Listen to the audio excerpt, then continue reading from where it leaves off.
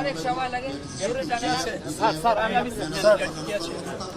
জি বলেন। আমাদের এই গাড়িটা কত জায়গায় থামে যেতে গিয়ে? কোথাও থামবে না, থামবে না। কোথাও সময় লাগবে? এই যে সিরাজগঞ্জ কত সময় লাগে যেতে? 8 থেকে 9 ঘন্টা ম্যাক্সিমাম। ডাবল গাড়ি একটু ধীরে সুস্থে যায়, আমরা স্যার হাই স্পিডে গাড়ি চালাই না। আর বড় গাড়ির স্পিড মিনিমাম মানে ইকোনমিক স্পিড হলো 45 55। বড় গাড়ি মানে বলতে চাচ্ছি যে অন্য কোম্পানির গাড়ি যেমন হানিফ গাড়ি, নাবিন গাড়ি, এসব গাড়ি মনে করেন 5-6 ঘন্টা যাওয়া যায়। 10-12 ঘন্টা কাটা এই গাড়ি। আমি 2 বার গেছি। আবার 10 থেকে 20 ঘন্টা লাগে আরো বেশি লাগে। না স্যার সব রংপুরে যাচ্ছে। যত তাড়াতাড়ি যাওয়া যায় নিরাপত্তা রেখে, জি স্যার মানে ডাবল রেখে যত দ্রুত যাওয়া যায় যাত্রীরা যাতে দ্রুততম সময় পৌঁছাতে পারে। কিন্তু তার মানে এই না আবার যে আপনি ঝুঁকি নিয়ে যাবেন। হ্যাঁ, এটার মধ্যে একটু কম্প্রোমাইজ করে 1-2 ঘন্টা কমে আনা যায় কিনা দেখতে পাবো। আমরা যাত্রীদের ইটাকে মানে যেটা চাওয়াটাকে গুরুত্ব দিতে হবে।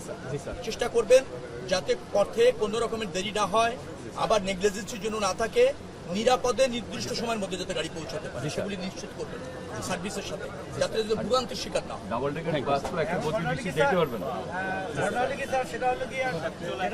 তারা ভোগাইবে, আপনারা যত গাড়ির স্টাফ ড্রাইভার এরা প্যাসেঞ্জার করে ভোগাইবই। আমরা লাইট করে যাচ্ছি স্যার, শুনেন আর এটারে আপনারা কোডিং করতে পারবেন না তো? বাড়ি থেকে ফোন করে 2500 টাকা নিয়ে আমরা যাচ্ছি, তাহলে কি রোদ আছি সম্পূর্ণ শরীর আমার যাত্রী জি আমি যাচ্ছি। আপনার কমপ্লেন কি? আমার কমপ্লেন স্যার তাড়াতাড়ি 11টা সারা কথা, সেখানে বাইতে 11টা 22 আর তোমার ওটা এই গাড়ি আপনাদের যাত্রী হয়েছে 11টা সাড়ে 7 আপনি নাম নেই গাড়ি ফেলছে 20 মিনিট লেট হয়েছে।